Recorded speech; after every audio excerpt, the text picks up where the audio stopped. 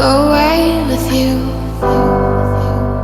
Forever in my mind, only you. The pieces in my life run away with you. You're my first love. You're my first love. You're my first love. You're my first love.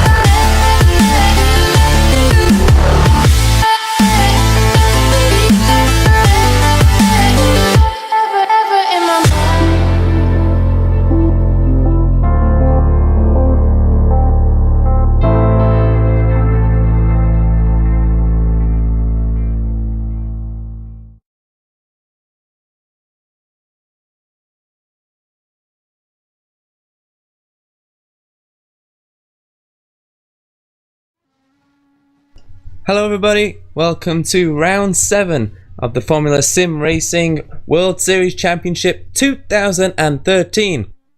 I am Mat Hartley here to broadcast the action today. Lewis McLeod may join us, or may not. He's having some mic issues, but if not, then I guess you have me all day, which I'm hoping that you're happy about. So we are already into Q2, so we're not going to dilly-dally around here today. Rob van Starkenburg is already out on circuit. We apologise for the delay. And it also looks like Ollie Bacala is also on circuit, who did a great job at getting through to Q2. Let's just have a quick rundown of the positions in Q1. It was Edward Malaki to Rob van Starkenburg, Zoltan Suti, Mohamed Patel, Peter Burlek, Dimitri Dematos, Villapala, Chris de Jong, and Ollie Bacala, and Gennaro Celiento has also made it through. Alex Diaz was 11th, Masculi 12th, 13th was Fran Schneider, 14th Ajibola Lowell, Nick Rowland was 15th, Danny Van Den Eet 16th, Adrian Rodriguez will start 17th, Michael Francesconi 18, Antonio Coleridge 19, Santiago Niza is 20, Thomas Mundy 21, Tudor Vasilev 22, Luka Oslakovic 23, Francisco Maldonado 24. So those are the guys that will make it through as we go live on board with the lap. So the first guy to do a lap will be Ollie Bacala. He comes down this main straight here at Nurburgring. Difficult.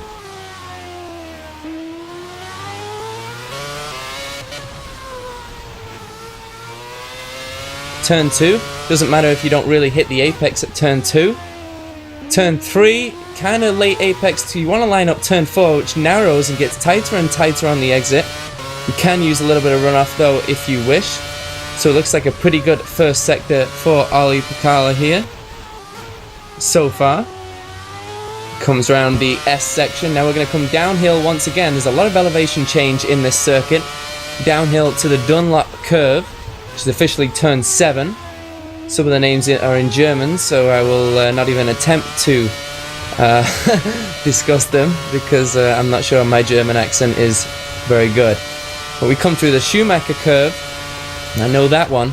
Then you got left-hander now, turn 10. Again, elevation change gets a little bit sideways before turn 11. Van Starkenburg is now on a lap, but we'll finish this one with Ollie Bacala first, because he's going to be the guy to come through and finish a lap. Malaki has also started a lap, Villapala has also started a lap, but here comes Ollie Bacala into the last chicane, which is now the NGK chicane.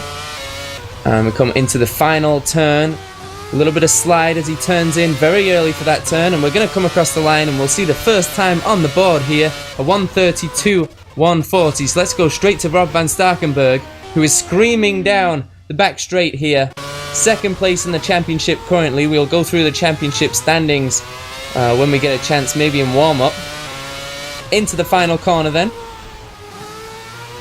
Does he get a good exit off? Looks pretty smooth. Not much correction, and he will come through and do a 129.7. That's much more like the times we expect.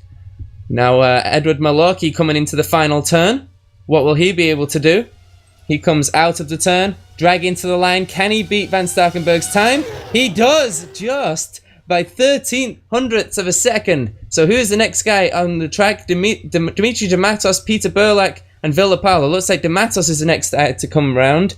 In fact, no, actually, I don't know whether that's correct. No, Villapala is actually going to be the first one. So we'll go on board with Lapala into the last turn now. That's a great lap from Edward Malorky, who we said was very quick in Q1. Villapala, can he get through? Higher up in the positions here, he goes and basically bridges that big gap in third right now. Peter Burlak into the final chicane. Dimitri de Matos round the last corner. Here comes de Matos. 35 seconds left in the session. De Matos, he beats Lapala's time, goes to third. And Peter Burlak, can he get himself on the front row of the grid? Peter Burlak comes through, he doesn't quite do it. A 29.803, very close there from Burlak. Zoltan Suti is midway round the sector. Also, Chris de Jong has just started the lap with Mohammed Patel. These guys leaving it very late here, right to the end. And it doesn't look like Gennaro Celiento will actually do a lap in the Brem GP. He'll be happy to save some tyres and kind of watch this session go through with a nice 10th spot. Here is Suti then, coming into the straight which starts the final sector. Will he be able to improve and get himself right up the top field? We know Suti is a very quick driver. He's done very well so far this year. Into the NGK chicane. Oh, runs a little bit wide. Had to get off that last curb. But he manages to do it right. A little bit late on the turn in there and braking, and again sideways. Bit of a scruffy last sector. Was it quick? No, it was only for P6. There's a big gap in the times here currently. So I have to see where Chris de Jong can go in. There's a good chance here for him to get the Crown 7 Netrex back up there with Suti. Maybe he'll be able to jump. Suti, the academy team beating the the house team. That would be a good story for qualifying. Chris de Jong into the NGK chicane. NGK is going to get a lot of good sponsorship here today. Obviously a good move by their part by naming that chicane. Now that was more like the last turn from de Jong, a lot tighter. Didn't really use all the track on the outside, didn't need to, and ends up 4th. Good job there. Ends up P4. So it looks like that's going to be it. That's how they're going to line up then. I believe that is Lewis McLeod here. Is he available? Lewis?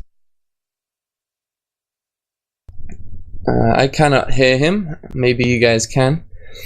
I will continue though. So unfortunately it looks like Lewis is going to continue having those problems. We're using a new software here today, so we apologize for the problems, but I'm sure we'll get it all fixed out as soon as we can. So Edward Malorky has stolen pole position by 13/100ths of a second to Rob van Starkenburg. And this is crucial because Martin Gosby is not going to be here today. So for the championship, Rob van Starkenburg needs to maximize his points. Whenever your championship contenders do not show up, you need to win and maximize your points. So a great job by them. We will run down the order quickly before we go to a short sponsor video. Edward Malorky to Rob van Starkenburg. Peter Burlak in 3rd, 29.8. Chris de Jong in 4th. Dimitri de Matos 5th. Patel is 6th. Villapala ended up P7. 8th was Zoltan Suti. Ollie Pakala was P9. And rounding out the top 10, choosing to not do a lap, Gennaro Celiento will start from P10. So we'll go to a quick sponsor video for Thrustmaster and we will join you back in a moment.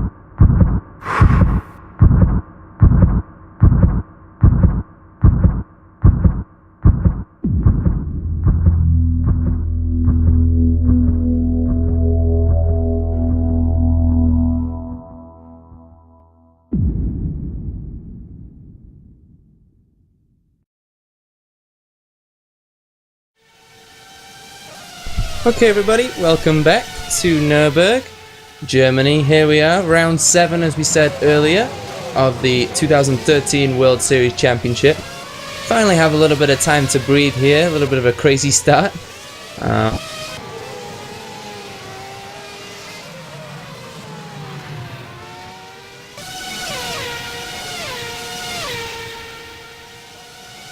Villapala beats him. So we go into round 7. And the championship standings, I'll run you through them right now.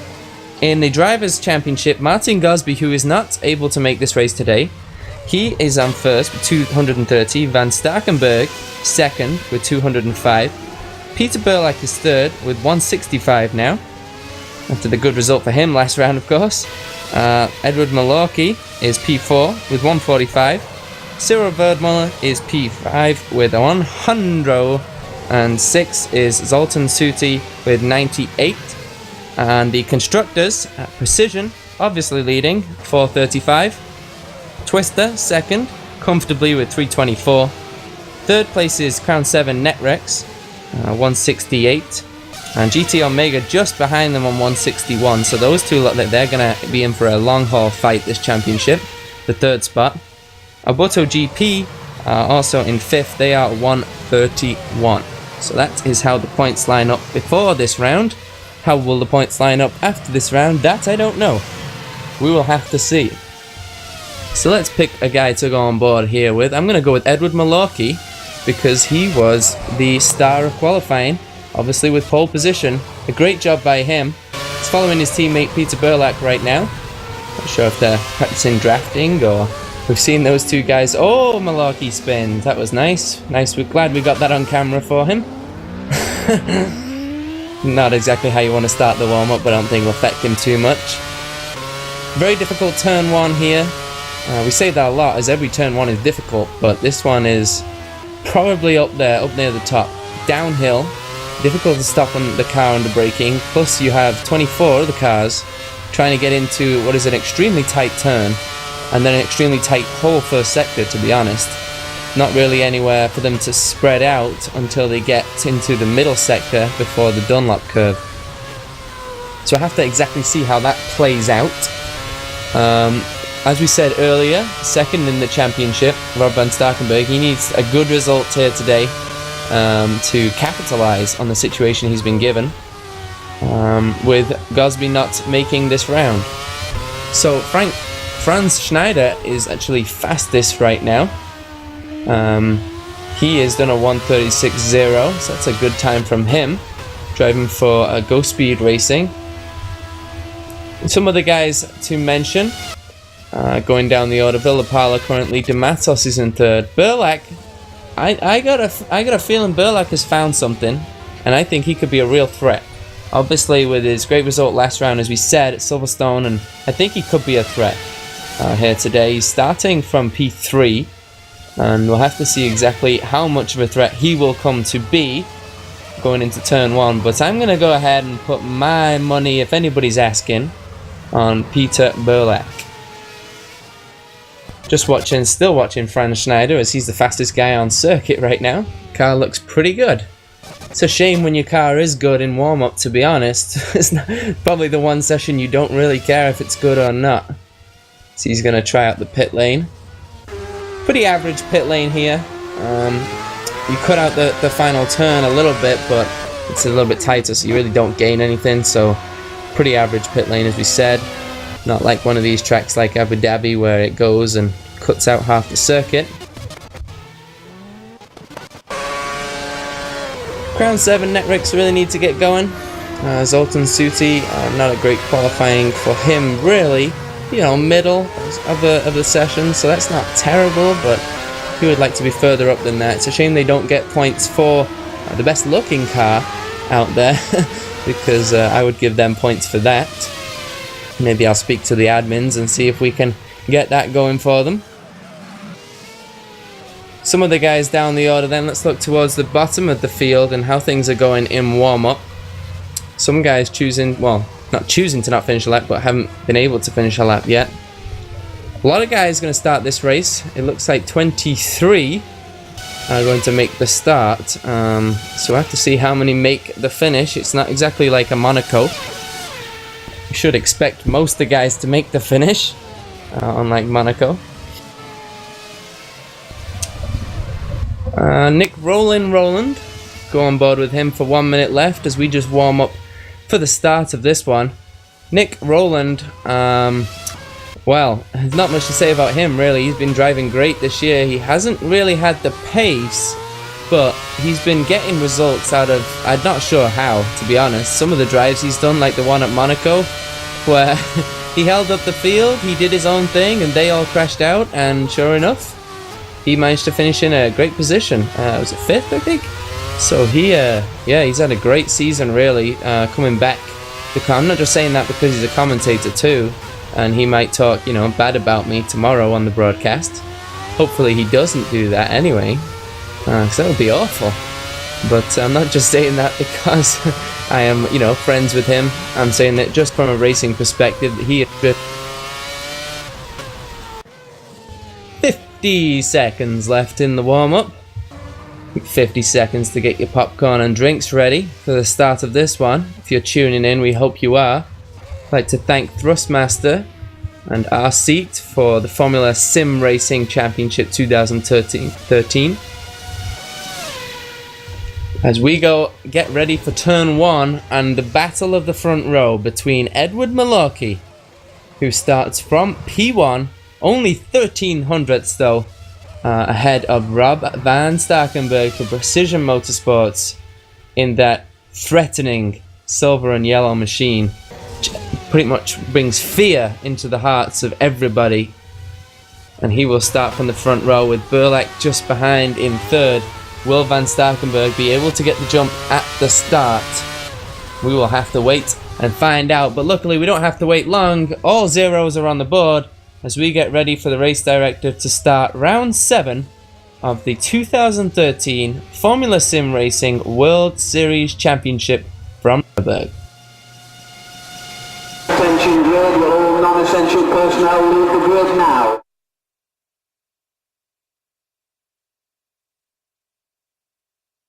All the cars lining up, getting ready for this one. This is when the nerves start to creep in. We will go through the order as they get ready to begin their warm-up and warm up the tires and the brakes and the driver and all these important aspects. And try not to get too nervous going into turn 1. So Edward Malocki for Twister Racing will start from P1 in round 7 at Nurburgring. P2, Rob van Starkenburg for Precision Motorsports. He will need to capitalize and get a good jump in the championship here. Peter Burlak, P3 in Twister Racing. They get a 1 and 3. They have been really threatening Precision recently. They got off a little bit slow start. Dimitri Dematos is P4. He's for Go Speed Racing. Mohammed Patel for P5 Oboto Racing. P6 Villapala for Go Speed Racing again. Zoltan Suti, the first Crown 7 Netrex car on the grid, P7.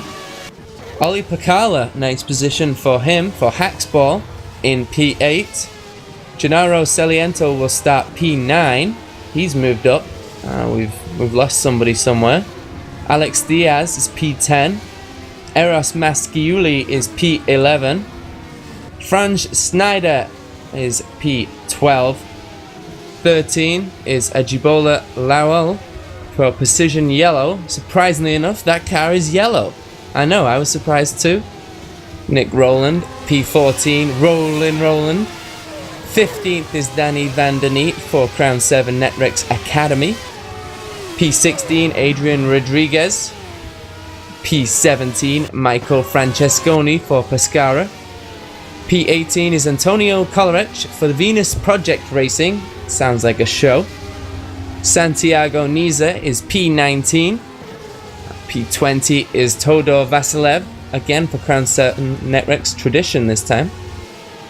Luka Oslakovic, a little bit further down today, P21. P22 Thomas Mundy for Faster Than Speed. P23 is Francisco Maldonado. And P24, the guy that we did lose in all of this, Chris de Jong, will start last.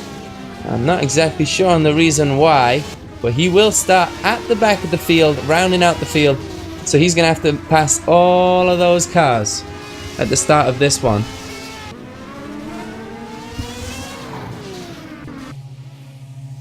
Okay, so we line up on the grid and we will get ready to listen to 24 cars revving their RPMs at 18,000 RPM to start the Nurburgring Grand Prix. 3 red lights and green, and we are off at Nurburgring. Malocki gets a good start. Van Starkenburg is still side by side with him going into turn 1. Looks like Burlak is a little bit behind. He's fallen way back, actually, Peter Burlak, because they're still side by side. Van Starkenburg, and they touch. Van Starkenburg looks like he's going to get it into turn 2. Is there any contact behind it? Doesn't look like there is. And Van Starkenburg has it, but now Malocki coming back up the inside, maybe.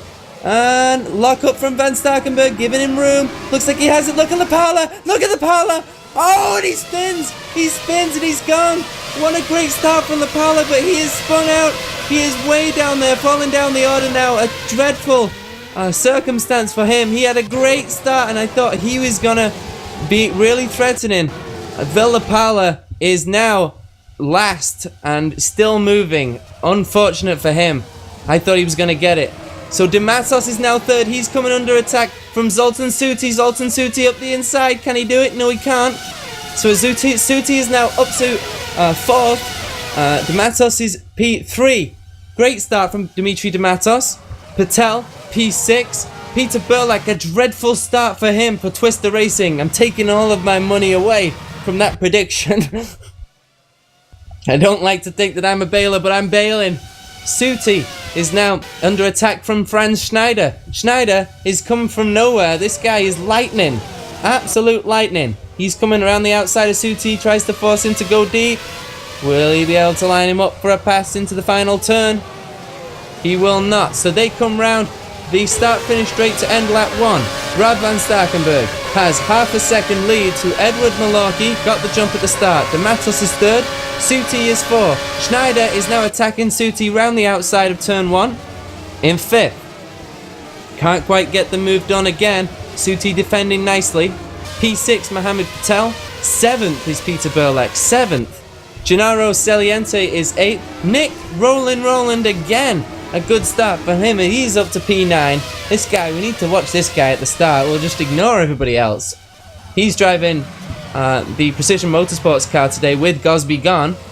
Ollie Pacala is P10. He's coming under attack from Chris de Jong, who's already up to 10th position. How is Chris de Jong already up to 10th position? How is it possible? Unbelievable start from Chris de Jong. I wish we could watch that one back. He goes a little bit deep into that corner, but that's a great start from him. It's not the first time we've seen that either. So Malocki, still half a second behind Van Starkenburg. Closes in a little bit in the brake zone. The usual effect though in Formula 1 here. As we go in down the straight, looks like he's going to be in the slipstream. I don't know if he's going to be close enough though. Not much action else going on around the front into turn 1. Here comes Malocki. He's not going to be close enough going into the first turn. You come through. Malocki, Dematos, Schneider, Suti, Patel, Celiento, Burlak, Roland, and Chris de Jong is attacking Nick Roland. Can he get the pass done? It looks like he did. Roland just let him go. Smart move from Nick Roland there. Chris de Jong is already up to 9th. What is going on with that car? Has he got qualifying fuel in that thing? Unbelievable. Oh, you sideways. He's pushing. Chris de Jong is pushing. Behind Burlak and Celiento is close to Mohamed Patel. Can't quite make any pass through. Let's just check on the leaders to make sure. No action going on there. You got to keep an eye out on these guys. They'll trick you into thinking there's no action going on. There always is action in FSR. Look at how far de Jong has pulled away from Nick Roland already. Unbelievable. He's going to make a pass on Burlak any moment now. No other action going on down the back of the field. Seliento still attacking Patel. Burlak being under attack from Chris de Jong. If Burlak falls back even more, wow, I mean that team has to think of plan, not even plan B, but plan C. It's going to have to be a hell of a plan to get me back on board with this race. This has not gone to plan for Peter Burlak after that start. I'm not even sure how he got such a bad start. Just these things happen, I guess. And here comes Chris de Jong. Look at the speed he has on the straight.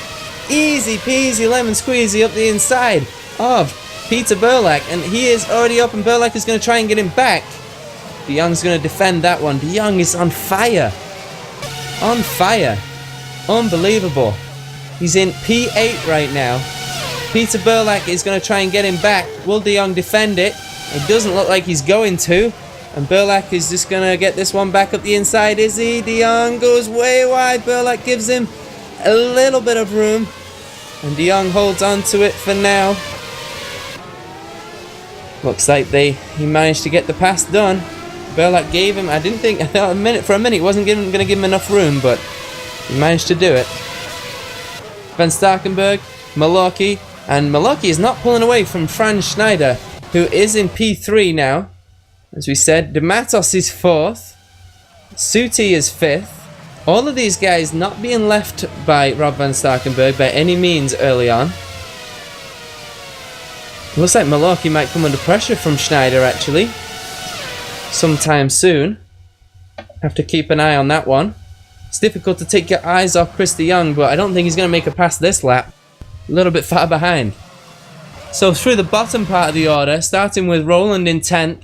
11th is Rodriguez, Ollie Pacala is in 12th, Eros Masciuli is 13th, Vandeni is 14th, Jibola Lowell is 15th, Michael Francesconi is 16th, Alex Diaz is P17, Todor Vasilev is 18, Thomas Mundy is 19, attacking Vasilev down the main straight here. Will he manage to get this pass done?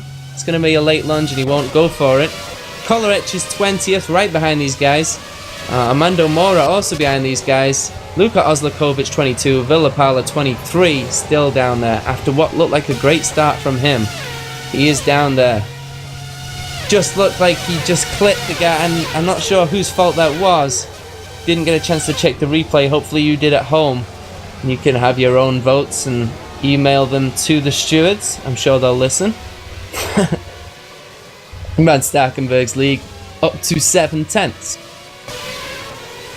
But Malocki, as we said, he is a second ahead of Schneider, but Schneider's right in there in the Go Speed racing car. Go Speed need a good result.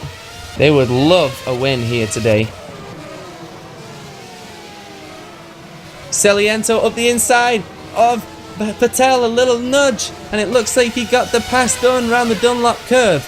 It took that little nudge to push Patel out wide. Not sure there'll be enough in that to warrant any decision from the stewards, but there'll be enough in that to get Patel all fired up, and you do not want that. Mohamed Patel, we know he can be aggressive and make some nice passes. If he gets a chance back at Seliento into the NGK chicane, expect a move.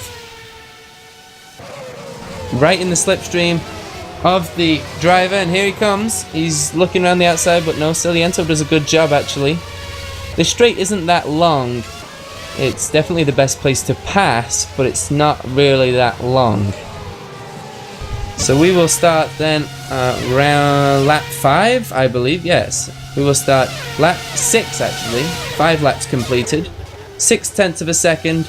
The gap between Malocki and Van Starkenburg. Van Starkenburg doing everything he needs to do right now with Martin Gosby gone.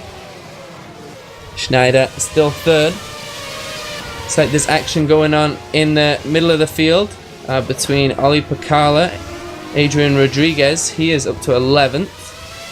Pacala hasn't had that good of a start. He had a good qualifying, but he's dropped 4 places now. Needs to start going the other way. Patel doesn't look like he will have the speed to attack Seliento back. Top 3, look how close the top 3 are. This is crazy. 1, 2, and 3. All within a second. Who will blink first?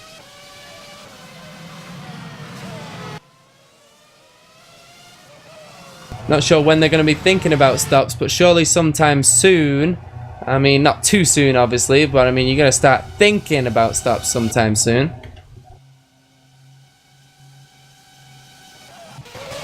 Milwaukee still under a little bit of pressure from Schneider. Can't get the job done. Vasilev spun out at turn 1 because of the contact that he had. I believe we're being told now from cameramen. The great work that they do. Down the main straight then. Looks like Van Starkenburg, Milwaukee, Schneider still. Gaps are about the same. Gap is coming down a little bit actually between Milwaukee and Van Starkenburg. So that's good news for our race today.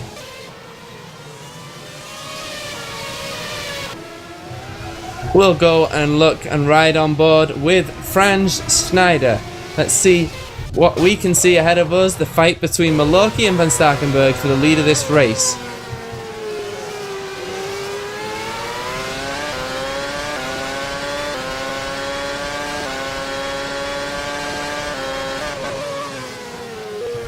See Milwaukee getting close and locking up, but Schneider's car looks pretty good from here, and I'm sure it feels even better from inside him. Let's jump forward on board with Milwaukee. He seems to be a lot closer to Van Starkenburg the last few laps.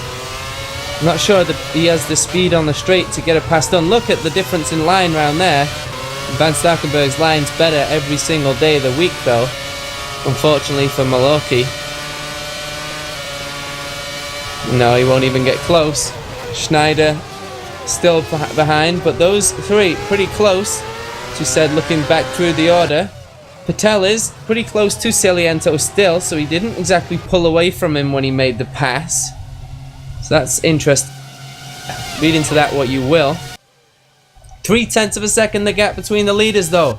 Milwaukee. Is he going to force Van Starkenburg to go defensive? Van Starkenburg does. Go to the middle, slides a little bit. Brings the car back around. You can see now Van Starkenburg driving differently to make sure he doesn't leave any gaps so Milwaukee can put one up the inside. Milwaukee tries to go wide round 3 to line up 4 better, but Van Starkenburg, again, his line is better through there. And it looks like we'll be able to give that one a rest just for a little bit. There's a great fight going on between Saliento, Patel and Chris de Jong here. There's 3 wide almost. Going into this turn, you can't go 3 wide. Unbelievable. De Jong is lost out. He's still trying to get past. And now Burlak is involved. Look at these 4 guys here. This is like NASCAR.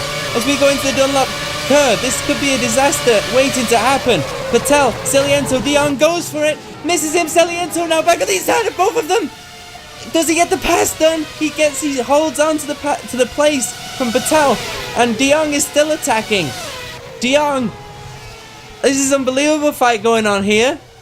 He's now side by side. Patel up the inside of Saliento and he gets the pass done. De Jong, nowhere for Burlak to go. He wants to get involved in this and get 3 guys at once, but he can't. There's nowhere for him to go.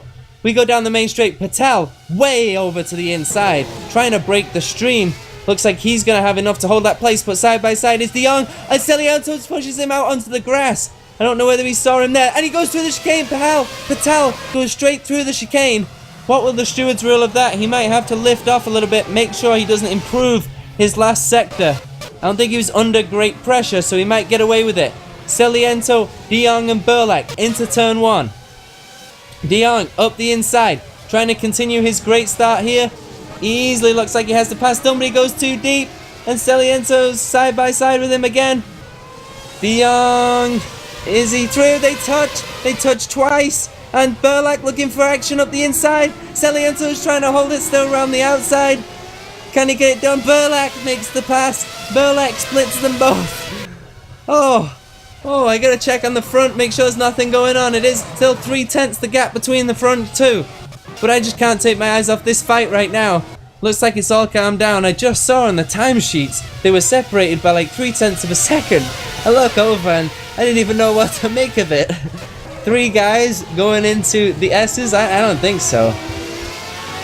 Burlak, is this his start of his comeback? He's 8th though. He's falling backwards, but he made a nice pass to try and stop the bleeding here. De Jong up to 7th. He's 11 seconds out of the lead. You might be thinking that's a bit optimistic comparing him to the leaders, but hey, he's flown up the field. Who knows? De Matos and Schneider side by side into the last chicane. Sorry, Suti. Suti and De Matos side by side. Schneider goes into the pit. De Matos is pitting. Is any of the leaders pitting? Van Starkenberg, Malaki do not pit. So it looks like the first guys in the pit are Schneider and De Matos. Where will they come out? Is anybody else going to hit pit lane? We will check for that and see if we can make sure. It doesn't look like there's too many people coming in. That looked like the early one. Is Burlak going to attack Chris de Jong? Here he is up the inside of turn 1. Peter Burlak. De Jong locks up all fours. And he's going to try and get the pass back. But Burlak, nice braking. And he touches him. He touches him and he's sideways. And he's going to lose 2 places. Nick Roland rolls his way through. This is unbelievable. Burlak just cannot catch a break. As soon as he starts to come back, he then gets pushed wide. I think he got pushed. I have to double check that one, but looked to me like he got pushed. Roland is now ahead of Burlak. Oh wow, what an interesting race for Peter Burlak. He's in 7th, but of course that's just because of the pit stops. Let's look at where the pit stopping guys managed to come out. De Matos is 13th. He is side by side with Francesco and he won't want to get held up for too long there. Celiento is 19th, so he dropped down to 19th place. Leaders still the same. Suti now 5 seconds behind these front 2. These front 2 are doing a good job not holding each other up. Neither of them died to the pit lane. That's very interesting.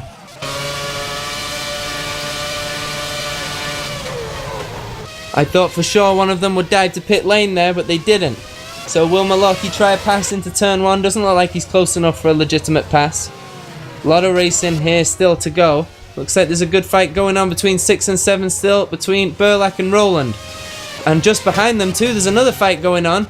That one is between Schneider. He's coming, down the pit straight. Yeah, and Ollie Pakala is up the inside. So Schneider, around the outside of Pakala at turn 1. He gets the place. Oh, a lot of action going on. Roland is still under attack from Burlak. Just checking the splits. Another good fight going on. De Matos is stuck in this big train of traffic after coming out in his pit stop. And there's fights between Francescone and Diaz right behind him. Let's just keep an eye on this Burlak-Roland fight. Will Burlak make a move?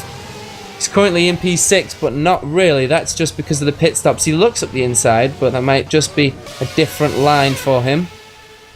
The 2 main fights on the track right now are Precision leading Twister for 1st place and also for 5th place. 5th place fight is still the best one to watch, judging on the splits. Got to keep my eye out here. Again, the difference in the line there, Burlak and Roland. Roland's line gets a better exit though. That's going to stop him from becoming under attack into the NGK chicane. Will the leaders pit this time round? Doesn't look like they will. So they're still not coming in. So some guys jumped early, obviously trying to do an extra stop. Schneider right behind Burlak and Roland. Will he feel racy? He looks like he's got a fast car. And here we go. Schneider looking up the inside. It's difficult because Burlak gets the slipstream of Roland. Burlak looks the inside. Roland blocks him. Burlak looks like he's going to push him. Wide, does he? And 3 wide maybe. 3 wide into the next turn. Won't fit. Schneider. Burlak around the outside. Schneider. Will he get them both? He gets them both. Unbelievable. Schneider gets them both. He overtakes Roland and Burlak. Wow, that's a highlight one right there for Franz Schneider. This guy, I love this guy. I don't even know where it came from. I love this guy. He is lightning. The other lightning out there, Chris de Jong. He is down the order, assuming due to a pit stop. He is P14. Let's just check and make sure. Yeah, I believe it was a pit stop that last lap. So he is fallen down there, but a great first stint for him. Well, great, unbelievable. Leaders, still 3/10 between them. Going down the main straight. Malocki doesn't look like he has the straight line speed to overtake Van Starkenberg. It's going to be difficult to get a pass done. Will he pit earlier than him? Still not yet. Difference in the line. He touches him. He goes too heavy into that last turner. That's last turn, sorry. And touches Van Starkenberg and checking that he doesn't have damage. That will cost him a bit of time. The difference in the lines there. Van Starkenberg knows he has to get a good exit to avoid getting past. So he slows the car right down at the apex. Very smart. And Malarkey runs into the back of him. Still a fight between Burlak and Roland. They just let Schneider through, but Burlak wants another go. Roland will defend it. He's not going to give you the inside line. No dice. Burlak round the outside. Will he make the pass? Gets a little nudge. Says, I don't think so. That was a great pass from him. And then slows it up beautifully on the apex of the next corner to avoid the repass. That was a great pass from Peter Burlak. Needed to get it done too because Pakala is right there now. He is closed right in. And he is bringing Dematos back there after the pit stop. So Dematos would have got involved in this one too. So Burlak, crucial pass for him. We'll have to see where he is currently running when all the pit stops are done and over with. Still 1 second gap between Malarkey and Van Starkenberg at the front. Schneider is lapping 0.5 faster than the leaders right now. This is crazy. Schneider is just electric. This guy's the guy we need to watch. He's not really going to overtake anybody anytime soon, so he's got some clear track. Leaders, will they pit? They still don't pit. They're obviously just playing their cards smartly here. They don't really need to pit right now, so why pit just for the sake of pitting? Obviously that's the strategy they want to go with. There's a side-by-side fight between Dematos and Oli Pakala. Dematos gets the place. Dematos is coming back through after his pit stop. So lap 14 of the Nurburgring Grand Prix. Rob Van Starkenberg leads the race. Edward Malarkey closing back up after a mistake in second. Zoltan Suti is third. Mohammed Patel is fourth. Franz Schneider is P5. Peter Burlak P6, been up and down and up and down. P7 is Nick Rowland. P8 is Dimitri Dematos. P9 Oli Pakala, back up to his spot he started in. Danny Van Der Neat P10. Ajibola Lawal is 11th. Michael Francesconi is 12th. Alex Diaz 13th. 14th Chris de Jong though, he made a stop. Antonio Kolarek 15th. Oslakovic in P16, so that's where we'll start. We'll just keep an eye on the leaders here. Side-by-side action going on the track. Roland coming under pressure from Dematos. We expect Dematos to make this pass anytime soon because of obviously the pit stop. Going down the straight then. Around the outside into here. Wow. Really? Okay. Could not wait for that one extra turn. And now Roland might get him back though. I'm not sure about that decision. Couldn't wait for this main straight to make the pass. Roland, will he go for the back pass? Roland's not one to shy away from it. Roland hits him sideways. Roland! Oh, he's rolling. He's spun it. Nick Roland falling down the order here. He's going to get back. P11, P12 side by side. It looks like Chris de Jong is right behind him now. So Roland back down to 12. And that was all because of where Dematos chose to pass Roland. It allowed Roland a chance back. Roland went for it and it did not work out for him, and now he's under attack from Chris de Jong.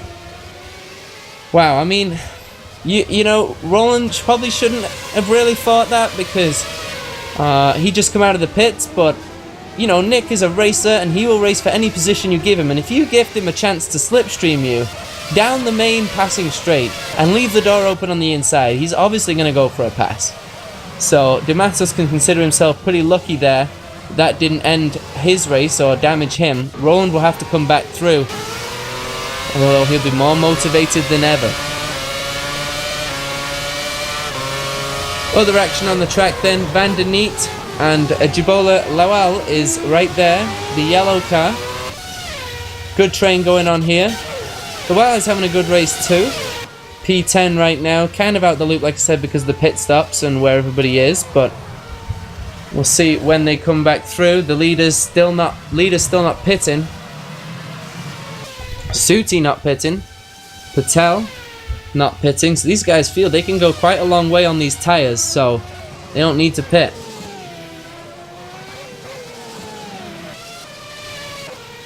Action really is through the field, pretty much between P8 of Danny van der Neet. There's this train behind him right now, like we said with Ajibola Lawal, right there in 9th.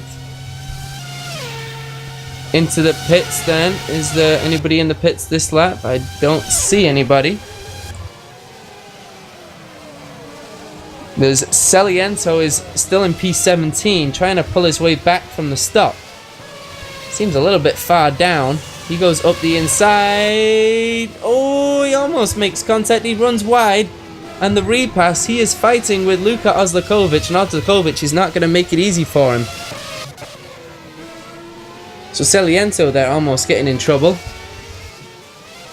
Still this train going on. Lowell is right there. He gets past Danny van der Neet now. He is into 9th place. Van der Neet down to 10th. Van der Neet, no rest for him. Francesconi is right there. Alex Diaz is also right there. And Roland is going to be coming back. Chris de Jong still has not got by Nick Roland, even though he has the fresh tyres. That's an interesting one. Malocki's brought the gap back down to where it was before he managed to touch Rob van Starkenburg into the final corner. Gap is to half a second now. The lap times for the last few laps for Malocki. We can see the last lap was a great lap. His personal best was a 35.7. So he managed to close in on van Starkenburg. Malocki, I think he has the pace, but he just cannot have the straight line speed to pass van Starkenburg. He's going to have to make a great pass.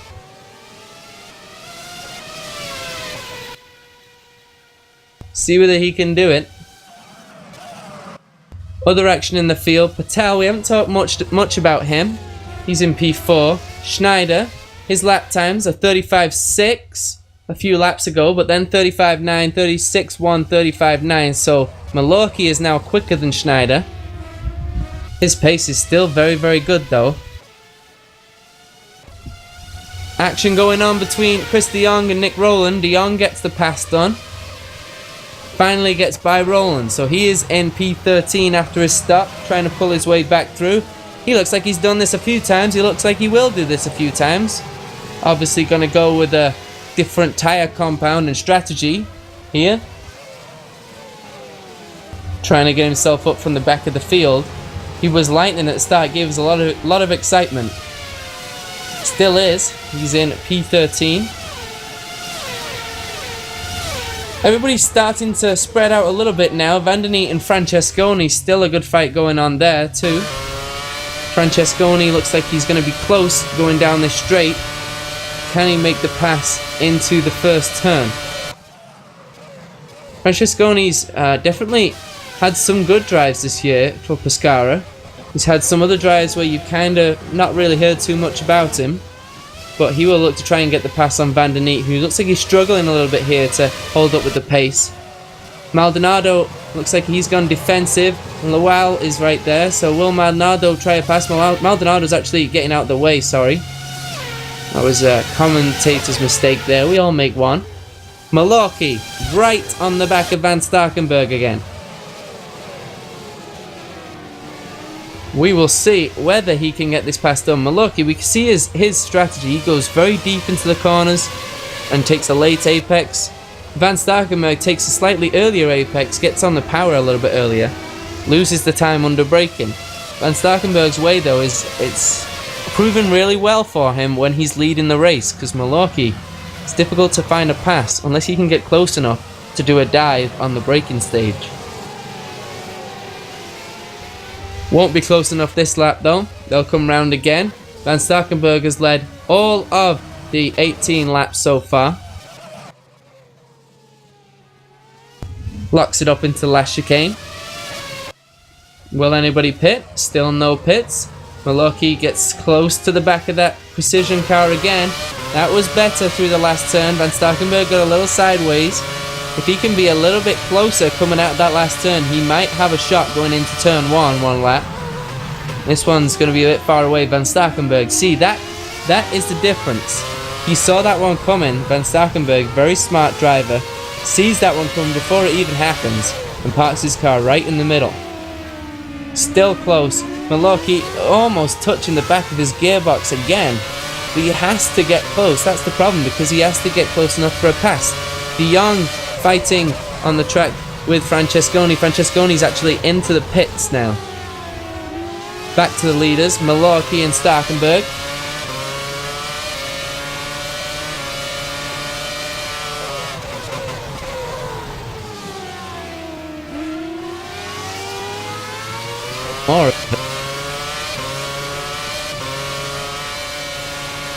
Obviously feels like he needs to. The gap is only 0.2 between them.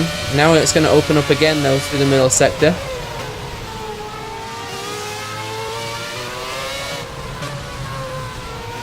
There's only 19 laps completed here at the end of this one, and I'm already tired. It's been a lot of action. Hopefully things will keep up though. I'm having a whale of a time. Hope you are at home too. So Zoltan Suti still quiet in third. Still looking at this fight between the front two. Malocki, will he get close again? This time he's kind of copied Van Starkenburg's line a little bit around that last corner. And he is close going into turn 1. Is he close enough to make the pass? He gets the slipstream. Under braking, Van Starkenburg goes defensive. Malocki round the outside. Touches him, Van Starkenburg says I don't think so. Malocki gets a little bit sideways there on the exit. But that was better. He stole Van Starkenburg's line out of the last turn. Copied him. And sure enough, he got close enough to almost make a pass. Now Van Starkenburg, the problem is he has to start driving not quite as wide. Not quite to the optimal entrance lines for each one of these corners. Burlak still in 6th. De Matos 7th. Oli Pakala 8th. And Lowell is 9th. Van der Neet still holding off Chris de Jong. Not sure why. How that's happening, but still is. Their teammates, of course, Academy and Junior, so I think I'd be making that flip pretty quickly on different strategies. Still under attack then, Van Starkenburg from Edward Malocki. He's closer than ever. Going into the straight. Makes a little mistake through there. Can he get close enough? Understeer in the middle of the corner. The real place he's going to look to pass is turn 1. I don't think he's got the straight line speed to do it down here.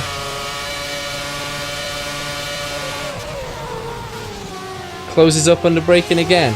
Van Starkenburg's not going to make this one easy.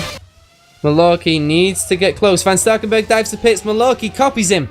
Whether he did it intentionally or whether he did it just to copy him, I don't know. But Van Starkenburg is in. Malocki is in. We have the race for the lead of the Nurburgring Grand Prix in the pit lane.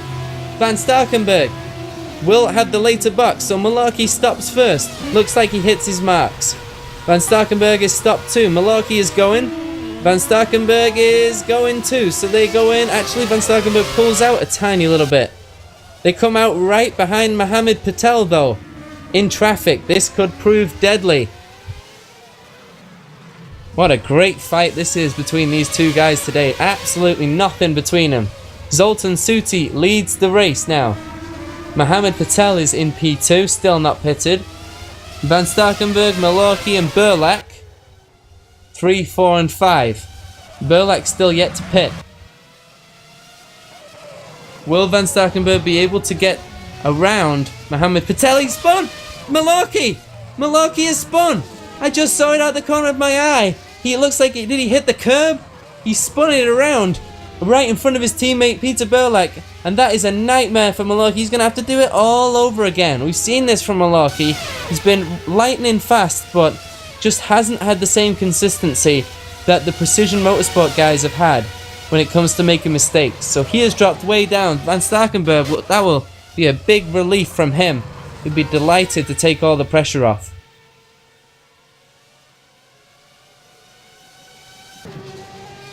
What else is going on now in the field? We can kind of look at other fights that we've been ignoring the last few laps. So we'll run through the order when things kind of get back from the pit stops. Schneider is 7th. De Jong is currently 8th. Diaz 9th. Dimitri de Matos is in 10th. All of these guys kind of out of position because of the pit stops, but maybe not. Maybe this is actually the positions right now. because maybe they'll have to make an extra stop than everybody, in which means that De Matos is actually running in the net 10th. De Jong is in 8th, and before the stops he was in 7th, so he's been around the same place, doesn't matter what strategy he's on. So he's in the pits again though.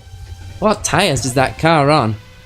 He is running out of them. He's made 2 stops now, and it is only lap 22 of 60. So I'm not sure how many stops he's planning on doing today for Chris de Jong, but that would explain his lightning pace here at the beginning of the race. The gap between Malorki and Van Starkenburg after the mistake is a bang on 5 seconds. That is a long time to catch that back up. Now's the time for Malorki to show the pace that he has, if he has it. Also allows Van Starkenburg to save tyres or fuel or whatever he wishes right now. Engine, brakes, whatever he might be low on. If he's low on anything, it gives him a good 10 lap chance to save something here. So it gives another advantage to the precision driver.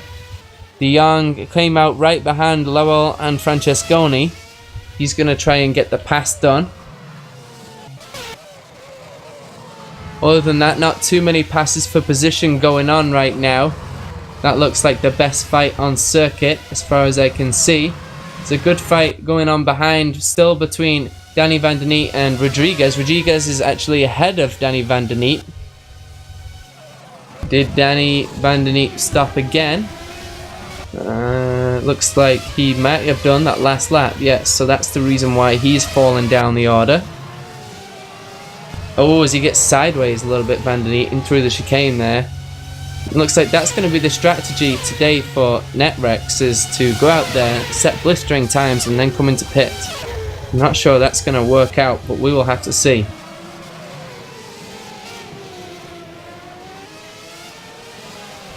A little bit of action. Let's see Chris de Jong still attacking Francesconi. Got by Lowell, and he's now attacking Francesconi up the inside. De Jong doesn't want to get caught up in these fights, but this is what happens when you make more stops than everybody else. And he goes round the outside. A beautiful pass there from Chris de Jong. Turn 4 around the outside. Great pass. There's been some great passes today. Some great action as Lowell now is side by side with Francesconi. Francesconi trying to make the pass into the Dunlop curve. Can't get it done. Good fights throughout the field. It's only lap 24, I believe.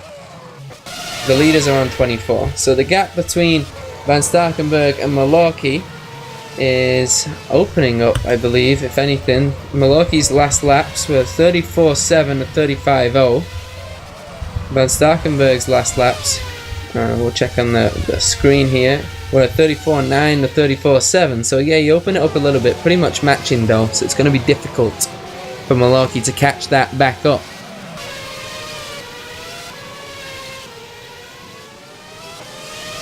Van Starkenburg had that issue at the end of the Monaco Grand Prix where you just thought for a second that disaster was going to occur. Gennaro Celiento is out of the race. He is out. I just seen on the timing and scoring that he is done. Suspension failure, so I'm assuming an accident there for him. So that is a shame.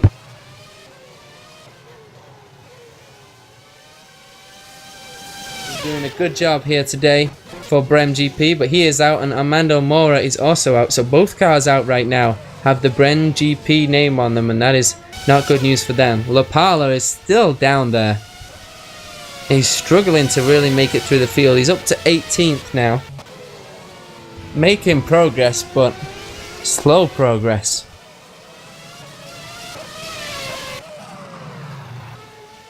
Suti still leads then, still hasn't made a stop. So Van Starkenburg might have to pass Suti on the track. Schneider is in 4th behind Edward Malorki, as Burlak looks like he did pit finally, and he's back into 6th place. He's going to be under attack from De Matos, it looks like. So he jumped De Matos in that whole thing. And Matt's going to have to make more stops, so I don't think he's going to be too much of a threat for the podium here today, Matos. Looks like there's a fight between Suti, Starkenberg, Malorki, Schneider, Patel and Burlak for the podium here today, I would guess. Gap to the lead coming down, 1.3. Surely a pass is just inevitable between Van Starkenberg and Suti.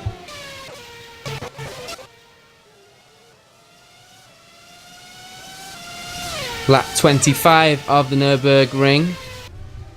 So we said at the beginning of the thing that the race that Van Starkenberg needed to win to capitalize on the fact that Martin Gosby is not here. His car is here, being driven by Nick Rowland in 13th, but he is not here.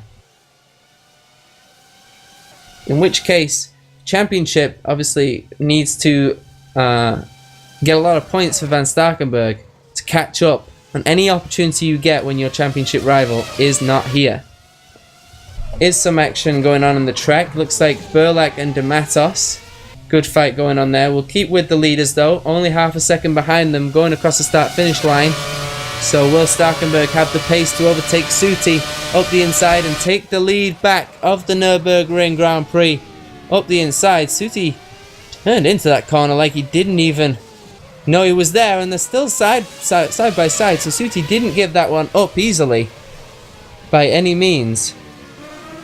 Netrex enjoyed their fame at the front. They might get another chance if the pit stops go their way, but I believe Rod Van Starkenberg is leading this race, whether it comes to strategy or not, right now.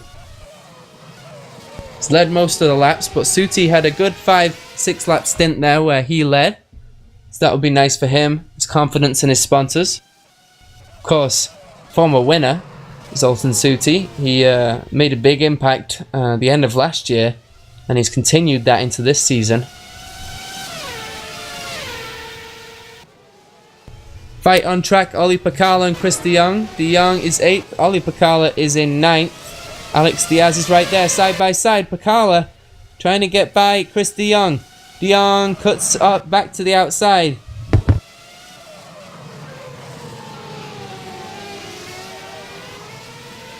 Still can't get the pass done. De Jong and Pakala. Will Pakala make that move? I don't know if he will. Hacksball there, still running 9th. Pakala has pretty much been in that position the entire race. I mean, he's moved up and down a little bit, but he seems to always end up back in that position. So I think that is the pace that he has today. He's kind of on the brink of the top 10. Still good for him though, as Malorki gets by Suti, because Suti is in the pits now. Zoltan Suti, so we will watch this one, make sure that no dramas for Netrex. Like a glove. Rejoins back on track. He's going to be right behind Mohammed Patel. That is interesting. Patel is ahead of Suti. Mohammed Patel has had a good race here today. Pretty quiet. And he is now ahead of Zoltan Suti. We know Patel can drive. He's probably one of my favorite drivers, to be honest with you, because sometimes he is quiet and he goes on different strategies, but he always seems to end up in and around the mix. Could this be another one of those races?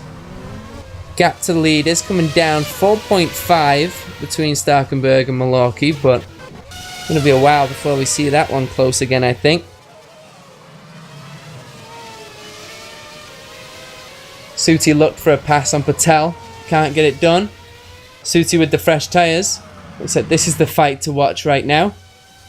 Through the Schumacher curves, let's go on board with Zoltan Suti.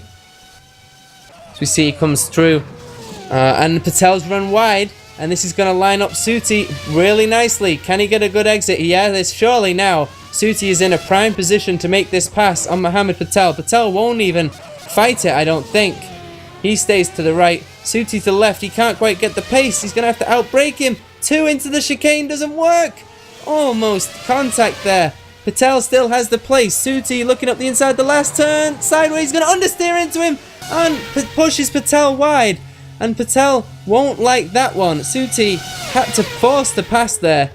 You're always going to create contact when you make a pass into the last turn because you understeer back to the exit of the circuit. So that was risky for Suti, and I'm not sure that Patel will have enjoyed that one too much. Maybe you'll get a chance for round 2 later on. Alex Diaz is in the pits. Lap 28. 27 for him. He's going to fall way down the order now after stopping, but good stint for him. 4.1 the gap between the leaders. Schneider still kind of there. He's not really racing anybody now though. Looks a hot favourite for the podium though. Should be a great result for him. Go Speed needs that result. They need a podium here today to really get their season back going.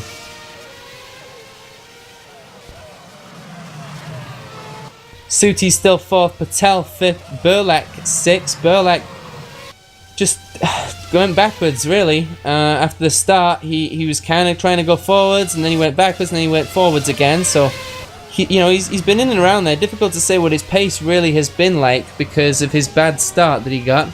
Let's have a look at the lap times over the last few laps. I mean, nothing wrong with him. 34.5, 34.8, 34.7, 34.8 for Peter Burlak. Now compare that to, obviously, the guy to compare it to is his teammate running in 2nd, Edward Malaki.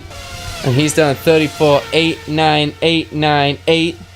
So, consistent, but Burlak's actually quicker than Malaki right now. Just a shame about that start for Peter Burlak.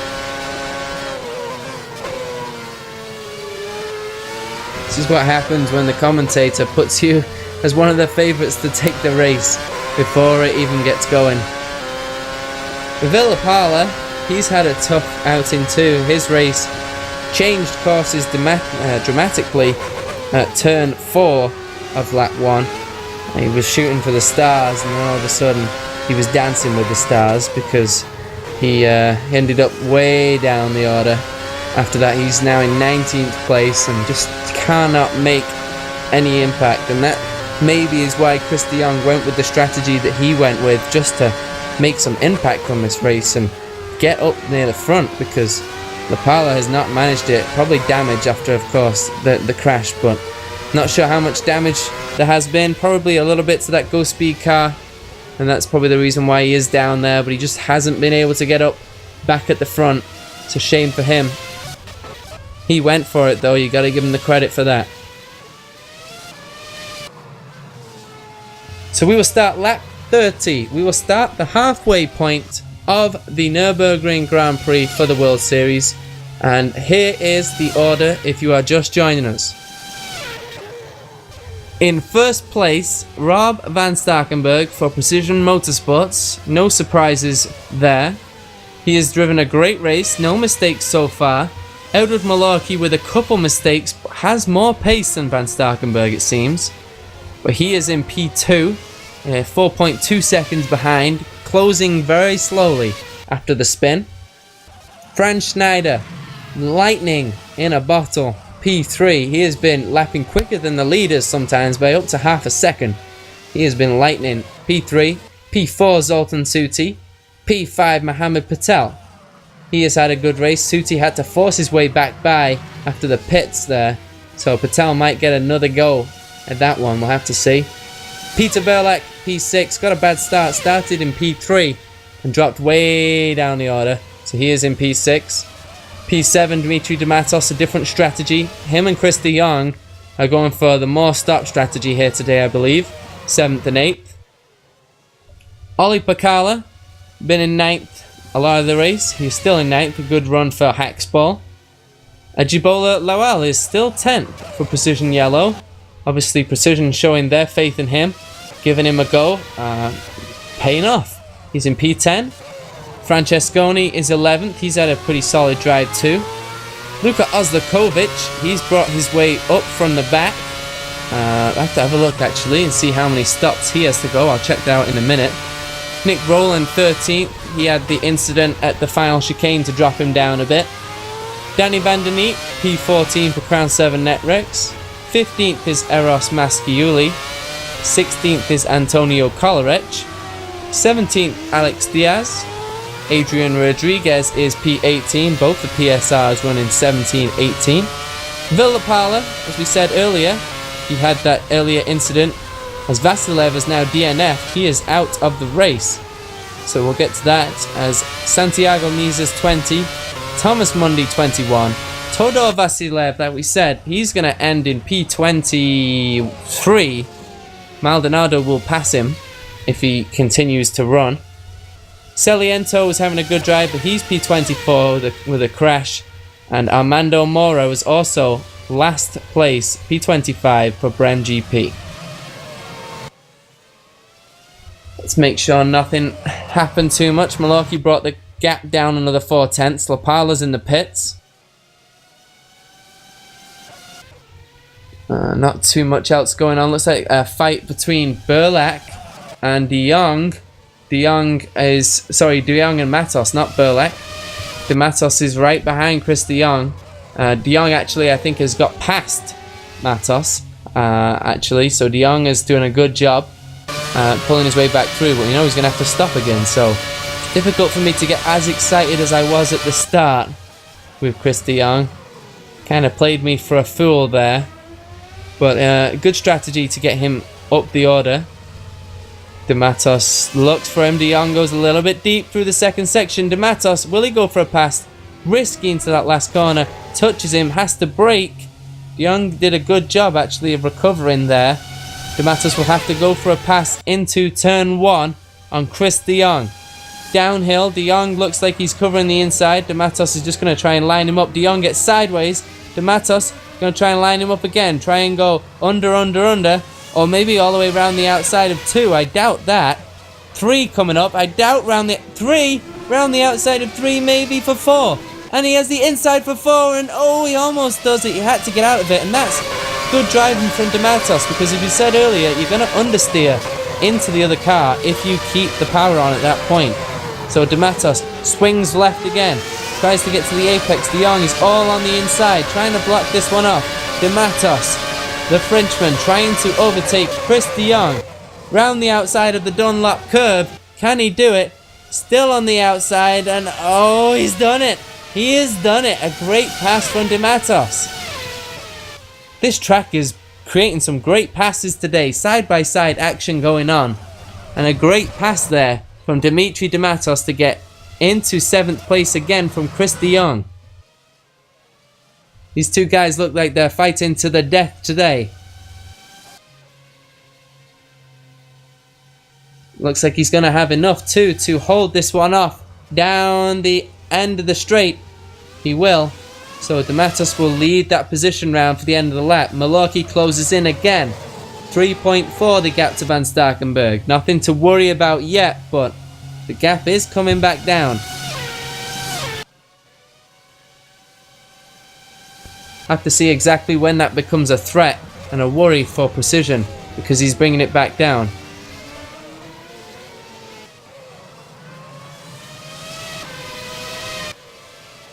Let's have a look back at the order. Suti overtook Schneider in all of that. We missed it. So Suti is 3rd. Schneider's 4th. That's right. Patel is 5th. Burlak is 6th. So what times is Zoltan Suti throwing out there right now? He's 33.5, 33.9. It's quick.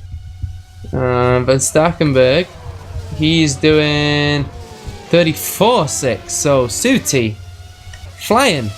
Yeah, 1.3 seconds ahead. Different tires maybe. Going for the different strategy now here. So let's see when they stopped. So Van Starkenburg, he stopped around about lap, what was it? He stopped lap 21. Van Starkenburg stopped. And Suti, he's flying right now. And he stopped last lap 27. So he's come out of the pits a little bit late. So maybe he'll go for a short stint here and try and catch the leaders back up. And then put the same tyres on. And get back in line with this race. I'm assuming that's what he's trying to do here. He's just trying to catch that gap back up. Keep an eye on that one. De Matos still ahead of De Jong, pulling away now. De Jong is falling into the clutches of Olli Pakala in the Hacksport Grand Prix racing. Will Pakala be able to make a pass on De Jong? Maybe his tyres are going off, or maybe he switched tyres to find that one out. Ollie Pakala for Roboto will try and overtake and get to P8 in this Grand Prix. You have to get by Chris De Jong.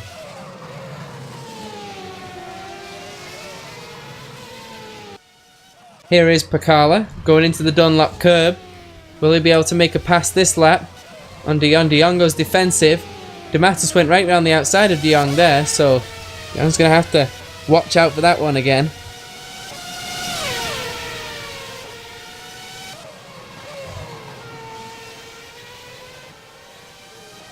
Still close to him. Almost touches him into the section before the straight. And there's a few people doing that, as some guys around here, like we said earlier, brake earlier and get the run out of the corner, and other guys like to really push the front tyres to do the stopping by going deep.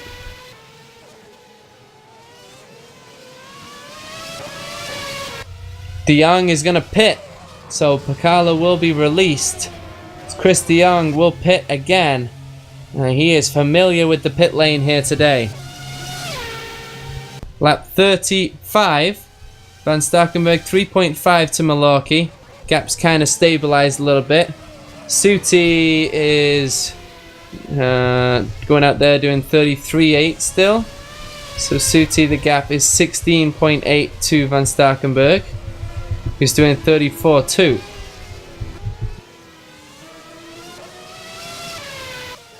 I don't think the gap is going to worry anytime soon. Suti are winning this race, but he's trying to fight for that podium for Crown 7 Netrex. Basically, Netrex versus Obuto versus Twister versus Ghostspeed for this podium here today.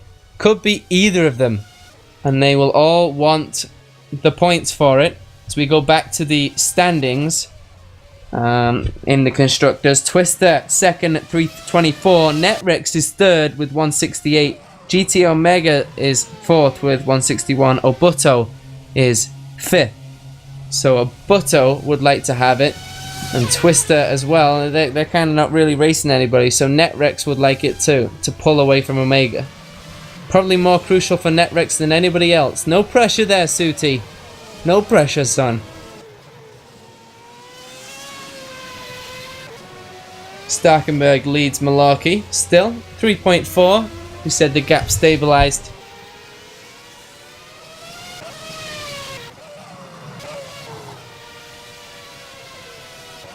Roland is back up to P10th. Suti's made a mistake. Yeah, I thought so. Apparently Suti made a mistake, and I thought so because he has been flying faster than the leaders, and then the gap is just keeps opening up. It's kind of weird. It's like he says he's the fastest guy out there, and then all of a sudden it's like, oh, he's further behind than he was. Yeah, he's not been consistent. Yeah, he did a 38. Wow. Not sure what happened on that lap. He lost a lot of time in the first sector of that lap. So Suti must have spun or made a mistake. Good spot there from my cameraman, because he did drop a lot of time in this fight. He's still running in P3 though. Looking for some action on the track, and we have it. Danny Van Der Neet and Chris De Jong side by side into the Dunlop curb. We found the action. De Jong up the inside of Van Der Neet, and the action is gone. Easy come, easy go though. Good pass for De Jong as he again continues to pull his way back through the field. For the 8th time. He's going to overtake all these guys. It's always a risk when you do this strategy too, that you'll get caught up in an accident or something like that, because he's overtaken all of these guys so many times that eventually, just by sheer statistics, you got more chance of getting involved in an accident. He's going to now try and make a pass on Francesconi. Into last corner is a risky pass. Francesconi lets him have it. Very good driving there from him. Will he go for the repass though? It's not going to be too nice, surely. De Jong's going to defend. Francesconi to the outside. I think he'll just try and not lose too much time to De Jong, who tortures those tyres as he slides into turn 1. It's the thing, you can slide these cars around this track and you can go faster like De Jong is, but you torture those tyres and you'll have to make more stops. Van Starkenburg, different strategies and contrasts of styles, as he is just kind of letting the car do the work for him.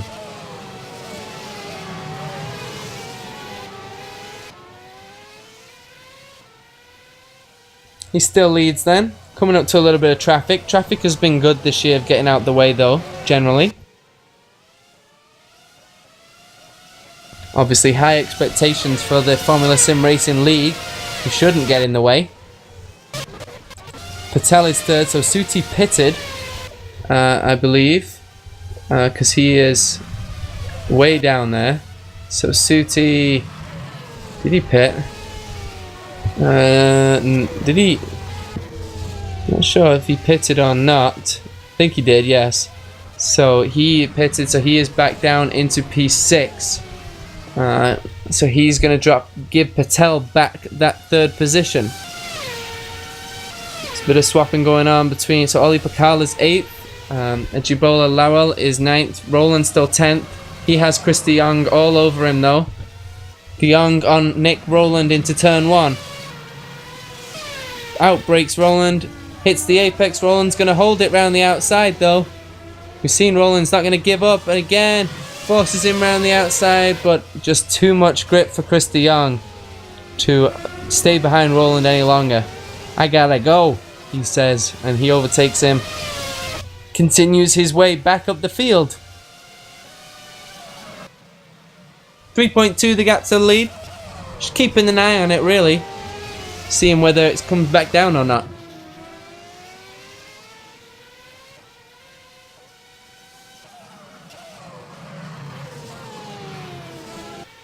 So Burlak and Patel pretty close on the track now.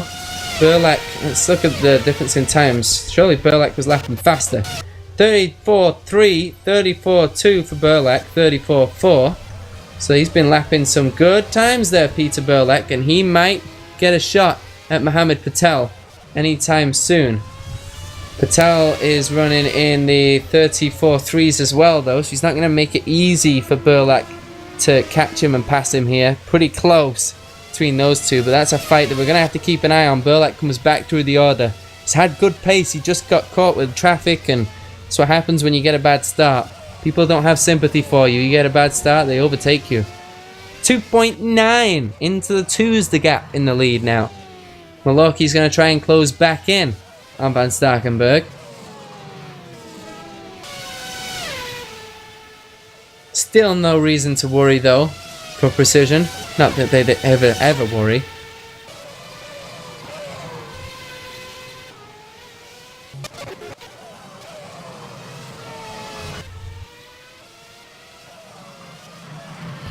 Back to 3.2 now though the gap.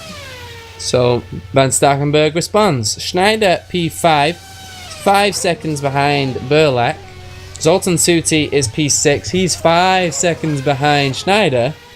Then you got Dimitri Dematos is about 7 or 8 seconds behind that.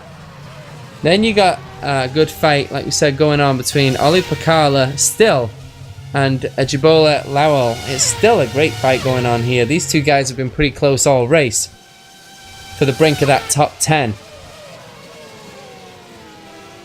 Chris De Jong will catch them up sometime, I'm sure, but he is quite a way back. See whether he stayed with his usual strategy, if he's still doing lightning times. Yeah, still 33.4, so there's a good chance he could be on the fast tyres again.